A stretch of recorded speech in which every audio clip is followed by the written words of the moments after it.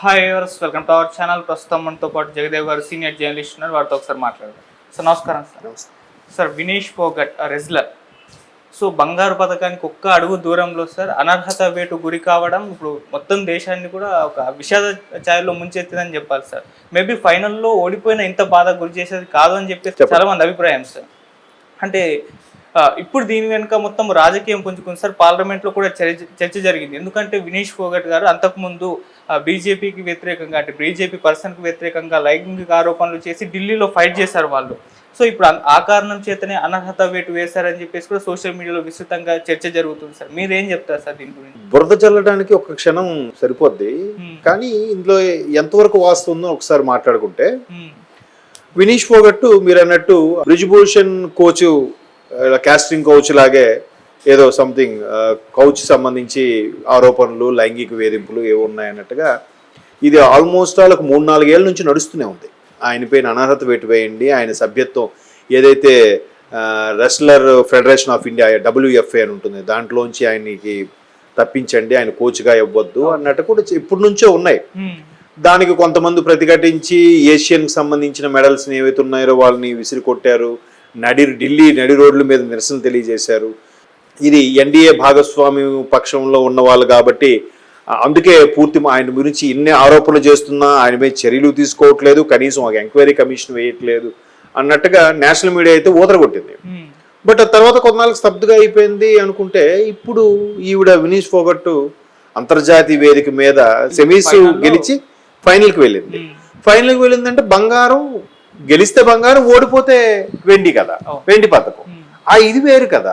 పార్టిసిపేషనే గొప్ప అనుకుంటున్న ఇప్పుడు జనరేషన్లో బంగారము ఆరు గోల్డ్ ఆర్ సిల్వర్ మెడల్ కైవసం చేసుకోవడం, నాకు తెలిసి కాంస్యము అలాంటివి వచ్చిన నేపథ్యంలో వెండి వచ్చినా కూడా సో హ్యాపీ, అందరూ చాలా హ్యాపీ ఫీల్ అయ్యారు.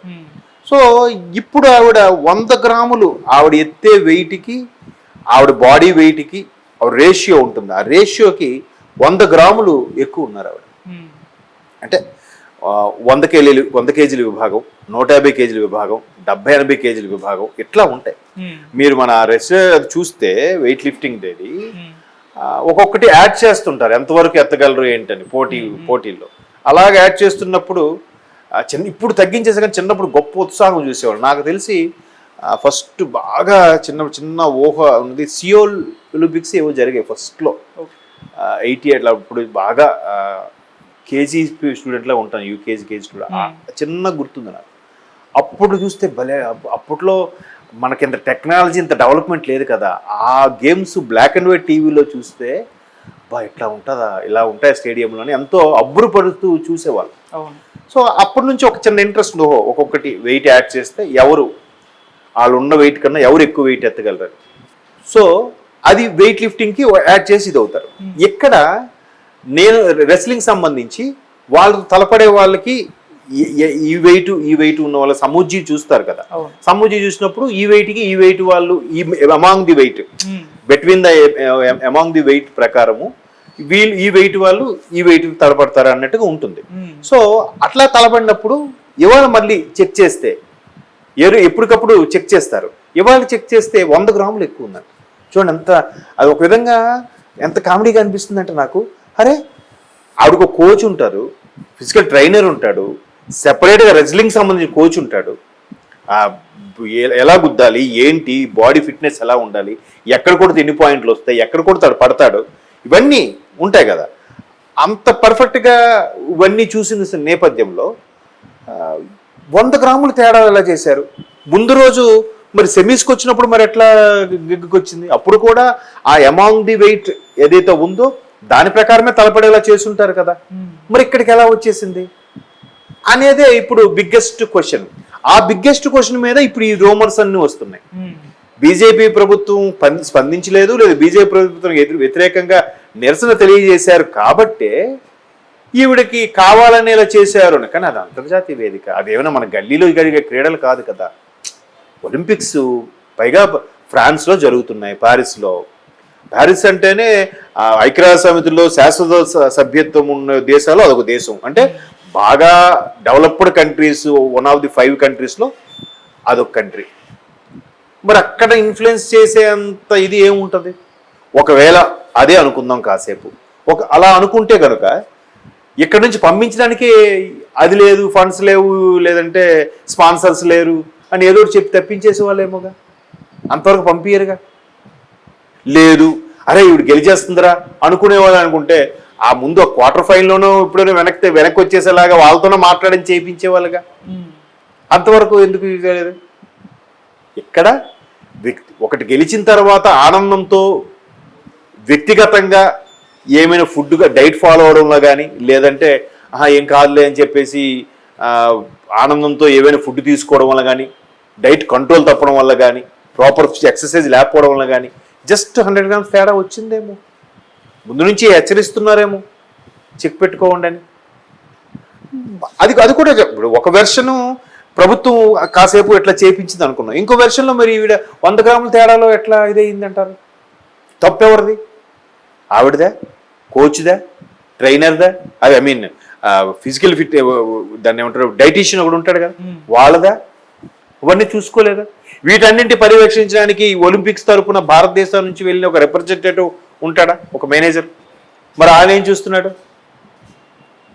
అట్లా ఇలా రకరకాల అనుమానాలు వచ్చిన నేపథ్యంలో ప్రతిపక్షాలకు ఏదో ఒక ఛాన్స్ దొరుకుతుంది అనొచ్చు. నిజంగా అవి క్లారిఫై చేయలేని డౌట్సే ఇప్పుడు మీరు అడిగేవి కూడా. అంతే కదా, 100 grams తేడా ఏంటి అసలు? ముందు అక్కడికి 2 రోజుల ముందు క్వార్టర్ ఫైనల్లో నెగ్గు కదా సెమీఫైనల్కి వచ్చింది ఆవిడే, మరి అప్పుడు ఎలా సరిపోయింది? ఆ వెయిట్ అమాంగ్ ది వెయిట్స్ ఏవైతే ఉన్నాయో ఈ వెయిట్ నుంచి ఈ వెయిట్ ఉన్న వాళ్ళు ఈ వెయిట్ వాళ్ళతో తరపడతారు అనుకునేటప్పుడు అప్పుడు మరి ఎలా సరిపోయింది?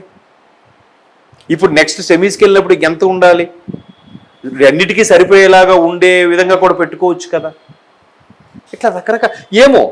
ఇంకో యాంగిల్లో చూస్తే ఇప్పుడు ఫస్ట్ ఈ వెయిట్స్ మధ్యలో ఉండేవాళ్ళు, లేదంటే ఈ ఫిజికల్ ఫిట్నెస్ మధ్యలో ఉండేవాళ్ళు ఇతర దేశాలతో తలపడతారు ఉందే అనుకుందాం కాసేపు. అలా అనుకుంటే నెక్స్ట్ లెవెల్కి వెళ్ళినప్పుడు కూడా ఒక బెంచ్ మార్క్ 2 కిలోలు 3 కిలోలు తేడాలో చూసుకుంటారు కదా, మరి 100 grams తేడాలో చూసుకోరుగా. ఇప్పుడు అది ఒకవేళ అలాగానైతే ఆవిడ వెంటనే రైజ్ చేసేది కదా. అలా కాకుండా కుమిలిపోయి బాధతో ఏడుస్తూ మనం ఆ తర్వాత ఆ వీడియోలు కూడా చూసాం. అరే ఎంత పని అయిపోయింది అని ఒక రకమైన గిల్టీ ఫీలింగ్తో కుమిలిపోతూ ఆఖరికి ఆవిడ ఫెడప్ అయిపోయే పరిస్థితి హాస్పిటల్ కూడా జాయిన్ చేశారు. ఆ ఫొటోస్ కూడా సాయంత్రం రిలీజ్ చేశారు, చూసారుగా. ఒకవేళ ఆమె తప్పిదం లేకపోతే అంత ఫెడప్ ఎందుకు అయిపోతుంది ఆవిడ? అరే జస్ట్ 100 నేను ఇంకా ముందే తగ్గి అప్పటికే పాపం ఆవిడ ఫుడ్ తీసుకోలేదంట, నీరసం వచ్చేసిందంట. బ్లడ్ కూడా తీసారంట సార్ వెయిట్ తగ్గడానికి. మరి బ్లడ్ కూడా తీసారనంటే ముందే తెలుసు. నైట్ అంతా ప్రాక్టీస్ చేశారు, అంటే వెయిట్ తగ్గించి చేశారు. ఆ మార్కుకు లోపల వెయిట్ ఉండాలనే ఉద్దేశంతో బ్లడ్ తీశారు. ఈవిడ ఫుల్ ఎక్సర్సైజ్ చేసింది, ఫుడ్ తీసుకోలేదు, ఓవర్ స్ట్రెయిన్ తీసుకుంది. ఇంత తీసుకోవడం వల్ల అయినా 100 grams కంటే వీళ్ళకి ముందే డౌట్ ఉందన్నట్టే కదా అర్థం. లేదా బ్లడ్ ఎందుకు తీస్తారు? బ్లడ్ తీయడం ఏం కాన్సెప్ట్ అబ్బా, మరికొద్దిగా ఇది వచ్చి నీరసం వచ్చారా? ఇంకోటి తెలుసా, రెజ్లర్స్ లో చాలా మందికి ఈ చెవులు ఇవి సరిగా పనిచేయవంట. ఎందుకంటే ఎక్కువగా షార్ట్స్ పడుతుంటాయి ముఖానికి, ఈ పార్టుల్లో. వాళ్ళకి చూడండి ముఖాలు కూడా, వాళ్ళు రిటైర్ అయిన తర్వాత కూడా కొంత దీని నుంచి విరమణ ఇచ్చిన తర్వాత కూడా చూస్తే ముఖం అంతా కందిపోయినట్టు కమిలిపోయినట్టుగా ఉంటాయి వాళ్ళ ఫేస్లు. సో అంత ఫేస్ చేస్తారు వాళ్ళు. మరి వాళ్ళ ముందు నుంచి ఎందుకు చేయలేదు? రక్తం తీసినా కూడా వెయిట్ తగ్గల పరిస్థితి అంటే సమ్వాట్ ఏదో ఉంది. మేబీ ఆవిడకైనా తెలిసి ఉండాలి, తెలియపోతే ఆవిడ అంత కుమిలిపోదు కదా. ఆవిడ బోర్ను విలపిస్తున్న వీడియోస్ కూడా మేము చూసాము. సో అనేయడానికి ఎంతసేపు వెంటనే మోదీ గారు కూడా స్పందించే చెప్పారుగా, నీ ఇది మేము చేస్తున్నాం, అక్కడి వరకు వెళ్ళావంటే గొప్ప విషయమే అన్నట్టుగా ఎంకరేజ్గానే మాట్లాడారుగా. దాన్ని కూడా రాజకీయం చేస్తే చెప్పలేం. మన అంతవరకు కొంత పరిధి వరకే మీడియా కానీ ఎవరైనా వెళ్ళగలరు, మాట్లాడగలరు. కానీ అది పరిధి దాటి మనకు తెలియదు ఏం జరుగుతుందన్నది. బట్ ప్రతిపక్షాలు రెడీగా కాచుకొని ఉంటాయి. ఓకే, అది కరెక్ట్ కాదు. సంబట్ ఏం జరుగుతుందో మనకు కొద్ది రోజులకి తెలుస్తుంది సార్ రిపోర్ట్ ఏంటని.